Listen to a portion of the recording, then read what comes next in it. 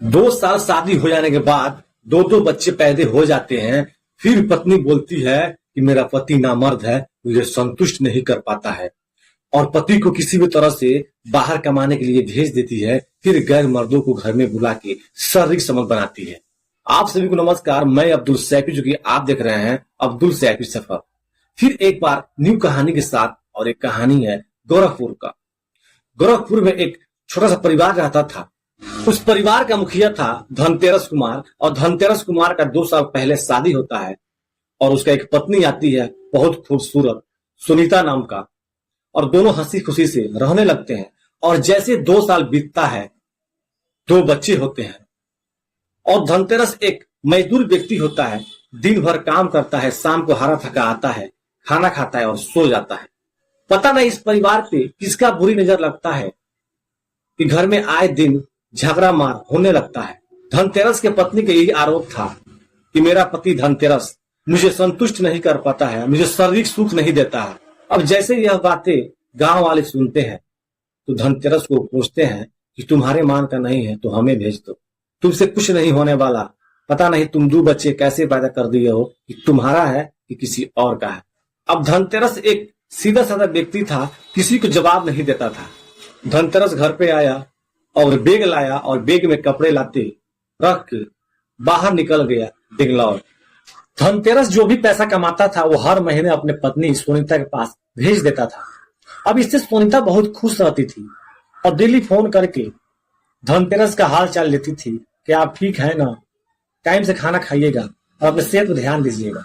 अब धनतेरस यह बातें सुन के सोनीता का बहुत हैरान रहता था कि वही सोनीता जब मैं घर था, इसके पास था, तो हमसे रात दिन लड़ाई झगड़ा करती थी। अब मैं बाहर आ गया हूँ, हर रोज फोन करके मेरा हाल चाल पूछ रही है। अब धनतेरस को थोड़ा सा शक हुआ, कुछ ना कुछ तो जरूर गड़बड़ है, लेकिन उतना अपने दिमाग को जोर नहीं डाला। फिर अपने ड्यूटी पे चला गया। अब उसके 1 हफ्ता के बाद धनतेरस के चाचा का एक लड़का था, राधे नाम का। वो राधे फोन करता है कि धनतेरस भैया, सुनीता भाभी बहुत ही गलत काम कर रही हैं। जब से आप बाहर गए हैं तब से मनीष को बुलाकर और अपने घर में अपने पास सुला रही हैं, और रात भर शारीरिक संबंध बना रही हैं। पूरे गांव में हल्ला है। अब मनीष ये बात सुना और तत्काल गाड़ी पकड़ा। 2 दिन लगा गोरखपुर आने में। शाम को 7 बजे गोरखपुर आ गया और अपने चचेरा भाई राधे के पास फोन किया कि राधे, मैं आ गया हूं, गोरखपुर स्टेशन पे हूं, और मैं 10 बजे तक यहीं पे रहूंगा रात तक। जैसे मनीष घर में घुसेगा तो हमें तुम कॉल कर देना।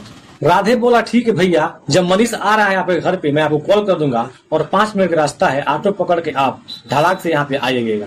अब धनतेरस की पत्नी यानी सुनीता को मालूम नहीं था कि धनतेरस आ गया है और स्टेशन पे है, वो कभी भी यहाँ पे आ सकता है। और जैसे रात को 10 बजा, मनीष सुनीता के घर आया और दोनों एक दूसरे से लिपट गए और शारीरिक संबंध बनाने लगे। धनतेरस का भाई राधे जब देख लिया, तभी धनतेरस के चाचा का लड़का राधे कॉल किया कि भैया आप जल्दी ऑटो पकड़ के आ जाइए, मनीष आ गया है और घर के अंदर है। ऑटो पकड़ा क्योंकि 10 मिनट का वहां पर रास्ता था।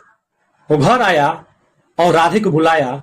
दोनों मिलके, जो फाटक था वो काफी कमजोर था, उसे तोड़ दिए, और जैसे घर में एंट्री किए, जाकर देखे तो दोनों बिल्कुल नंगा अवस्था में थे और दोनों शारीरिक संबंध बना रहे थे। अब धनतेरस क्या किया, अपने पत्नी सोनीता को हाथ गोड़ बांध दिया और मनीष को भी हाथ गोड़ बांध दिया, और रात भर उन दोनों को उसी तरह से नंगे छोड़ दिया। जैसे सुबह हुआ, जो गांव में मेन जो गार्जियन थे, जो गांव के सरपंच थे, उन लोगों को बुलाया और एक गदही मंगवाया। सुनीता और मनीष को गदही पे बैठा के पूरे गांव भर घुमाया गया और फिर दोनों को शादी करा दिया गया। अब मनीष लेके उस सुनीता को अपने घर चला गया। बहुत बदनामी हुआ, बहुत लोग गाली दे रहे थे।